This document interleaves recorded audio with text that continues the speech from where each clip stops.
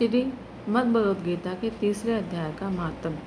श्री भगवान कहते हैं कि प्रिय, जनस्थान में एक जड़ नामक ब्राह्मण था जो कौशिक वंश में उत्पन्न हुआ था। उसने अपना जातीय धर्म छोड़कर बनने की वृत्ति में मन लगाया। उसे पराई स्त्रियों के साथ व्यभिचार करने का व्यसन पड़ गया था। वह हमेशा जुआ खेलता, शराब पीता और शिकार खेलकर जीवों की हिंसा किया करता था। इसी प्रकार उसका समय बीतता था। धन नष्ट हो जाने पर वह व्यापार के लिए बहुत दूर उत्तर दिशा में चला गया। वहाँ से धन कमाकर घर की ओर लौटा। बहुत दूर तक का रास्ता उसने तय कर लिया था। एक दिन सूर्यास्त हो जाने पर जब दसों दिशाओं में अंधकार फैल गया, तब एक वृक्ष के नीचे उसे लुटेरों ने धर दबाया और शीघ्र ही उसके प्राण ले लिए। उसके धर्म का लोप हो गया था, इसलिए वह बड़ा भयानक प्रेत बना। उसका पुत्र बड़ा धर्मात्मा और वेदों का विद्वान था। उसने अब तक पिता के लौट आने की राह देखी। जब वे नहीं आए तब उनका पता लगाने के लिए वह स्वयं ही घर छोड़कर चल दिया। वह हर रोज़ खोज करता, मगर राहगीरों से पूछने पर भी उसे उनका कुछ समाचार नहीं मिलता था। फिर एक दिन एक मनुष्य से उसकी भेंट हुई जो उसके पिता का सहायक था। उसने सारा हाल जानकर उसने पिता की मृत्यु पर बहुत शोक किया था। वह बड़ा बुद्धिमान था।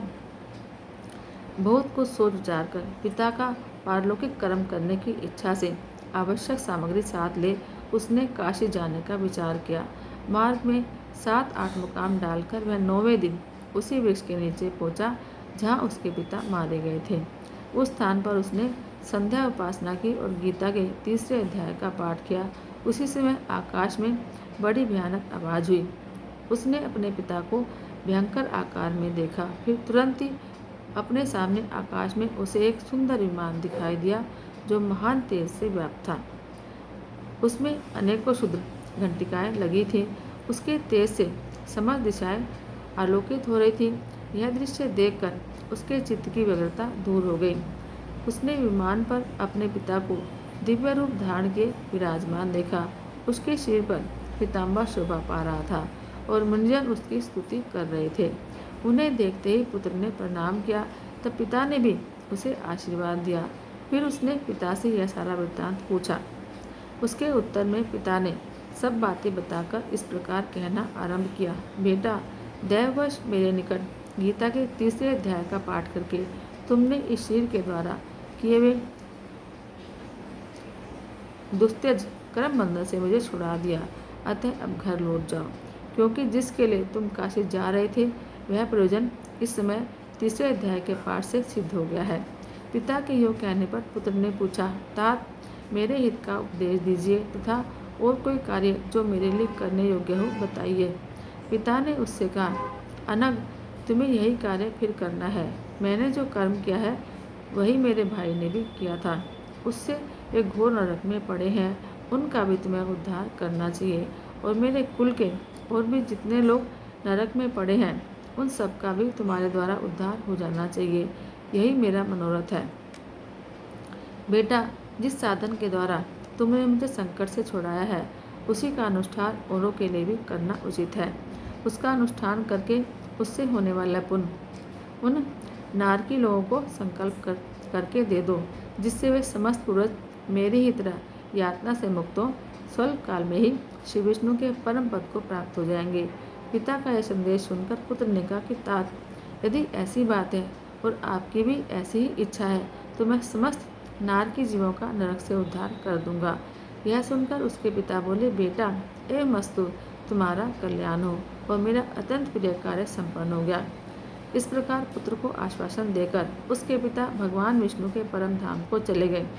तत्पश्चात वह भी लौटकर जनस्थान में आया और परम सुंदर भगवान श्री कृष्ण के मंदिर में उनके सामने बैठकर पिता के आदेश के अनुसार गीता के तीसरे अध्याय का पाठ करने लगा। उसने नारकी जीवों का उद्धार करने की इच्छा से गीता पाठ जनित सारा पुण्य संकल्प करके दे दिया। इसी बीच में भगवान विष्णु के दूत यातना भोगने वाले नारकी जीवों को छुड़ाने के लिए यमराज के पास आए। यमराज ने नाना प्रकार के सत्कारों से उनका पूजन किया और कुशल पूछी। वे बोले, धर्मराज, हम लोगों के लिए सब और आनंद ही आनंद है। इस प्रकार सत्कार करके पितृलोक के सम्राट परम बुद्धिमान यम ने विष्णु दूतों से यमलोक में आने का कारण पूछा। तब विष्णु दूतों ने कहा, यमराज, शेष शैया पर शयन करने वाले भगवान विष्णु ने हम लोगों को आपके पास कुछ संदेश देने के लिए भेजा है। भगवान हम लोगों के मुख से आपकी कुशल पूछते हैं और वह आज्ञा देते हैं कि आप नरक में पड़े हुए सभी जीवों को छोड़ दें। अमित तेजस्वी भगवान विष्णु का यह आदेश सुनकर यम ने मस्तक झुकाकर उसे स्वीकार किया और मन ही मन कुछ सोचा। फिर मदोन्मत्त नारकी जीवों को नरक से मुक्त देखकर उनके साथ ही वे भगवान विष्णु के वास स्थान को चले। यमराज श्रेष्ठ विमान के द्वारा वहाँ क्षीर सागर है, वहाँ जा पहुँचे। उसके भीतर कोटि कोटि सूर्यों के समान कांतिमान नील कमल दल के समान श्याम सुंदर लोकनाथ जगतगुरु श्रीहरि का उन्होंने दर्शन किया। भगवान का तेज उनकी सैया बने हुए शेषनाग के फणों की मणियों के प्रकाश से दुगना हो रहा था। वे आनंद युक्त दिखाई दे रहे थे।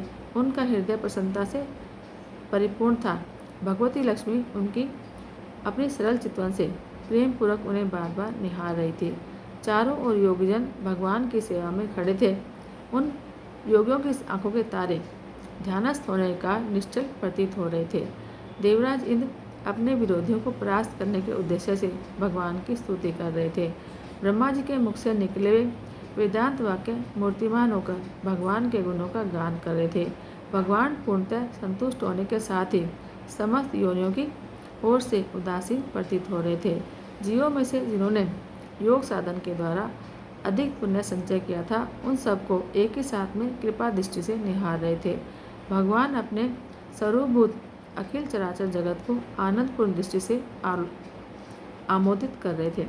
शेष नाग की प्रभा से उद्भासित और सर्वत्र व्यापक दिव्य विग्रह धारण किए नील कमल के समान श्याम वर्ण वाले श्रीहरि ऐसे जान पड़ते थे मानो चांदनी से घिरा हुआ आकाश सुशोभित हो रहा है।